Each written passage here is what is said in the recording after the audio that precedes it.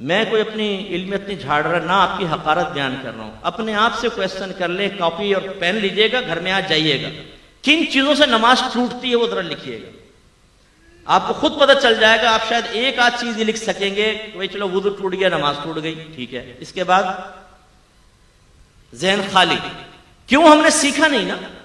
یاد رکھیں کہ جو علم سیکھے بغیر بعض اوقات نماز پڑھتا ہے, میں نہیں کہتا ہوں, آپ کے نبی ارشاد فرماتے ہیں ایک بندہ 60 برس تک نماز پڑھتا ہے لیکن اس کی ایک بھی نماز اللہ کی بارگاہ میں مقبول نہیں ہوتی, اس لیے کہ وہ رکوع صحیح کرتا ہے تو سجدہ غلط کر دیتا ہے, اور سجدہ صحیح کرتا ہے تو رکوع غلط کر دیتا ہے. سرکار مسجد میں بیٹھے ہوئے ہیں, ایک دیہاتی صحابی جن کو اعرابی کہتے ہیں وہ آئے, نماز ادا کی, آ کے سلام کیا. سرکار نے سلام کا جواب دیا, پھر فرمایا صلی فإنک لم تصلی, تو نماز پڑھ کیونکہ تو نے نماز نہیں پڑھی. بڑا حیران ہوا, گیا پھر نماز پڑھی, پھر آئے, سرکار نے سلام کا جواب دیا, فرمایا یہی جملہ, جاؤ دوبارہ نماز پڑھو. پھر گئے, نماز پڑھ کر آئے, سرکار نے فرمایا تو نے نماز نہیں پڑھی, دوبارہ پڑھ. کہنے لگے یا رسول اللہ مجھے تو ایسے ہی آتی ہے, آپ تعلیم فرما دیں. اب وہ کر کیا رہے تھے؟ علماء نے اس کی تشریح بیان یہ کی کہ رکوع کے بعد سیدھا کھڑا ہونا, اس کو قوما کہتے ہیں, یہ واجب ہوتا ہے. سیدھا کھڑا ہو کے کم از کم ایک بار سبحان اللہ کی مقدار آپ کو کھڑا ہونا ہوگا, پھر آپ سجدے میں جائیں. ایسی ایک سجدے سے جب ہم اٹھ کے بیٹھتے ہیں اس کو جلسہ کہتے ہیں. اس میں بھی کم از کم ایک بار سبحان اللہ کی مقدار بیٹھیں گے اور پھر اس کے بعد ہم دوسرا سجدہ کریں گے. سبحان اللہ مجھ سے کہنا نہیں ہے, جتنی دیر میں سبحان اللہ ہوتی ہے اتنی دیر بیٹھے پھر اگلا. اب ہمارے بھائی کیا کرتے ہیں, رکوع میں گئے, یہ اٹھے فوراً, اور نماز پڑھتے ہوئے تیزی سے دیکھیے گا یوں چک چک چک چک, ایک سجدہ پورا نہیں اٹھے گا, پھر فوراً. اتنی تیز نماز پڑھتے ہیں بعض, اور خاص طور پہ بچے جن کو گیم سے اٹھا دیتی نا, امی نماز پڑھو, کم وقت تو گیم بند کروا دوں گی. اچھا امی پڑھ رہے, ان کی نماز کی سپیڈ آپ دیکھیں. ابھی ہم جیسا آدمی الحمدللہ رب العالمین الرحمن الرحیم پڑھے گا, وہ رکوع میں بھائی تو نے مشین لگا رکھی ہے منہ کے اندر, اتنی تیزی سے ختم کر لی تو نے, اور یہ رکوع بس پڑھو ایک دم فارغ. سنت غائب ہے نا, سنت موقدہ غیر موقدہ نوافل اس سے بالکل مبرہ, خالی فرض پڑھے جلدی جلدی آ کے پھر بیٹھ گئے 2 گھنٹے کے لیے. یہ جو نمازیں ہیں یہ نمازیں منہ پہ ماری جاتی ہیں. سرکار فرماتے ہیں بعض نمازی ایسے ہیں کہ ابھی مسجد کے دروازے سے باہر نہیں نکلنے پاتے, لیکن ان کی نماز پرانے کپڑے کی طرح لپیٹ کے ان کے منہ پر مار دی جاتی ہے. اور ایک روایت میں سرکار نے فرمایا بعض نمازی جب نماز کو ختم کرتے ہیں تو نماز ان کے لیے بد دعا کرتی ہے کہ اللہ تعالیٰ اس کو ایسا ہی برباد کر دے جیسا اس نے مجھے برباد کیا. یہ یاد رکھیں, میں ایک صرف مثال دے رہا ہوں سمجھانے کے لیے. نمازیں روزے یہ ایسا چیک ہے کہ جو بروز قیامت کیش ہوگا. اور آپ کو پتا ہے چیک صحیح نہ بھرا جائے تو باؤنس ہو جاتا ہے نا, وہ پھر ریجیکٹ ہو جاتا ہے, ریٹرن ہو جاتا ہے چیک. ایسے اگر اللہ تعالیٰ کی بارگاہ میں یہ عبادات مطلوب شرع کے مطابق ادا نہیں کی تو یہ رد ہیں. میدان محشر میں پہنچیں گے تو پتہ چلے گا کہ تیری تو 40 سال کی نمازیں برباد, تیری 30 سال کی نمازیں برباد. کیا فائدہ ہوگا اس کا؟ ہم نماز کو بوجھ سمجھ کر ادا کرتے ہیں بعض اوقات, یار بس سر سے بوجھ اتارنا ہے, نہ دل لگ رہا ہے نماز کے اندر, جلدی جلدی نمازیں پڑھ رہے ہیں, اور خیالات کی یلغار ہے, یلغار, خوف خدا کے ساتھ نماز ہی نہیں پڑھ رہے.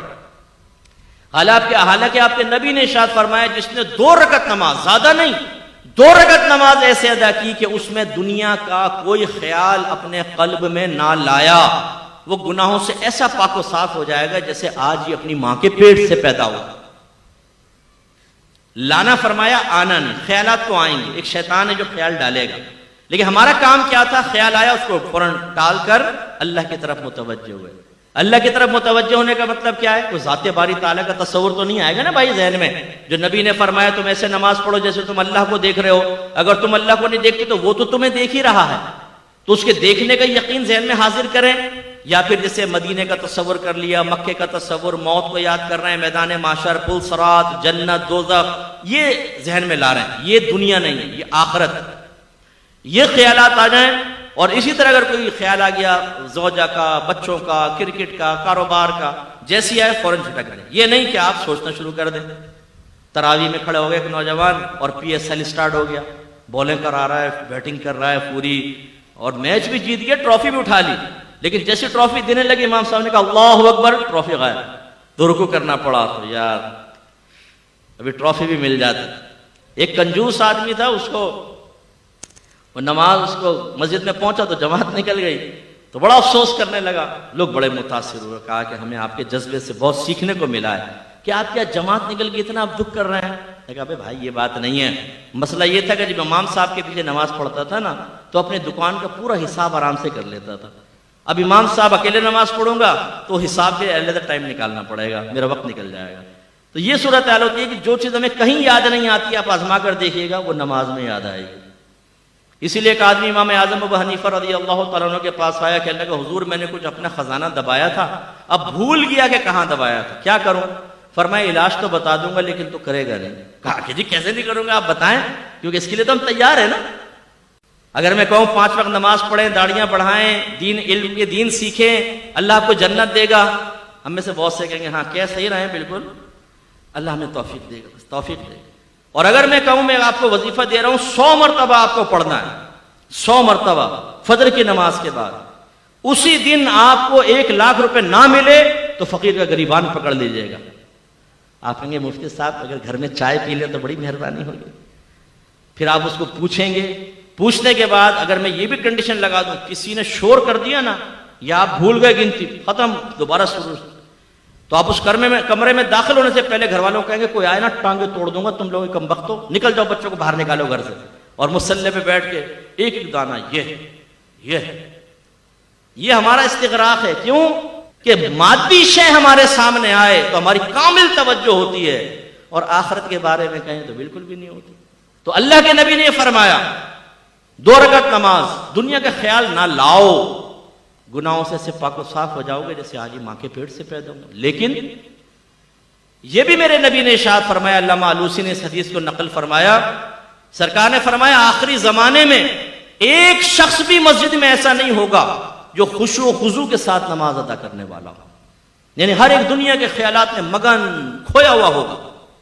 ایک شخص کو سرکار نے دیکھا وہ نماز پڑھ رہا ہے تو اپنی داڑھی سے کھیلنے لگا نا، جیسے ہم لوگ سیٹ کرتے ہیں نا ہمارے نوجوان، یہ پف بنا رہے ہوں گے نا، ان کو وہ آئینے میں اپنا عکس تو ذہن میں آ جاتا ہے، تو جیسے وہ آئینے میں کرتے ہیں وہ بغیر آئینے کے بھی ویسے سیٹ کر لیتے ہیں کیونکہ وہ نقشہ ذہن میں ہوتا ہے. اب وہ یہ سیٹ کر رہے ہیں، یہ سیٹ کر رہے ہیں، وہ شخص بھی کوئی داڑھی کو ایسا کرنے لگا. تو میرے آقا نے صحابہ سے فرمایا اگر اس کے دل میں خشوع و خضوع ہوتا تو اس کے اعضاء بھی خشوع پذیر ہوتے، یعنی اگر اس کے دل میں اللہ کا خوف ہوتا تو اس کے اعضاء سے بھی ظاہر ہوتا کہ اللہ کے خوف میں رہ کر نماز پڑھ رہا ہے، لیکن تو داڑھی سے کھیل رہا ہے. اور یہ ہمارا حال ہوتا ہے. تو کامل نماز کب ہوگی؟ جو مطلوب شرع کے مطابق، اور جس کو اقامت الصلاۃ فرمایا گیا وہ تب جب ان تمام مسائل کو سیکھ کر اور خشوع و خضوع کے ساتھ نماز ادا کریں. تو آپ برا نہیں مانیے گا، اپنی پچھلے پورے مہینے کی نماز کو آپ سوچ لیں، کوئی 2 رکعت نماز ہم نے ایسی ادا کی جس میں دنیا کا خیال نہ آنے دیا ہو. میری کوشش ہوتی ہے، اللہ مجھے عجب و خود پسندی سے بچائے، میرے رب کا ہی کمال ہوتا ہے سب، لیکن میری کوشش ہے کہ میں لوگوں کو اصل دین کی طرف لے کر آؤں، احتساب کی طرف لے کر آؤں. اللہ جس کو توفیق دے. تو میں جب جمعے کی نماز پڑھانے لگتا ہوں تو میں سب کو کہتا ہوں یہ 2 رکعت نماز حدیث سنا دیتا ہوں اور کہتا ہوں کم از کم یہ 2 رکعت نماز ایسی پڑھنی ہے کہ دنیا کا کوئی خیال دل میں نہ آئے. ہمت کیجئے گا. پھر تکبیر لگاتے ہیں، اللہ تعالیٰ یقیناً بہت سوں کی مدد کرتا ہوگا، اور ہو سکتا ہے میرے پیچھے جو نماز پڑھ کے نکلتا ہو وہ گناہوں سے ایسا پاک و صاف ہو چکا ہو جو آج ہی اپنی ماں کے جیسے اپنے ماں کے پیٹ سے آج ہی پیدا ہوا ہے. یہ تو اللہ کا کرم ہے نا، جس کو اللہ تعالیٰ توفیق دے دے. تو یہ ہمیں بھی کرنا چاہیے.